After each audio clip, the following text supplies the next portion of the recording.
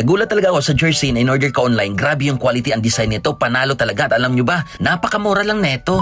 So hey, what's up mga kaibigan? Dumating na rin tong parcel na inaantay ko. Kahapon ko lang to in-order at dumating agad siya ngayon. Grabe, isang araw lang. Kaya nga daldali agad ako bumalik sa bahay dahil na-excite na talaga akong buksan to. At ayun na nga siya lahat, guys. Sukat natin to. Itong una kong isinukat, itong kulay puti na may lining na kulay blue. Grabe, ang ganda niyan magkaibigan. May Wilson pa sa likod, mga football player to. Grabe, panalo to. Ang ganda pa ng materials niya, ang kapal. Ito pangalawa naman nating sinukat, itong jersey na kulay maroon. Grabe, panalo rin to magkaibigan kung mahilig ka lang sa plain na walang ganong print. Ito meron lang print yun na number 7, tapos merong LOA sa likod. Maganda yung materials, tapos 3/4 to magkaibigan. Panalo talaga siya. Komportableng gamitin. Itong pangatlong jersey naman, ito yung Chicago Bulls na kulay white na may lining na kulay red.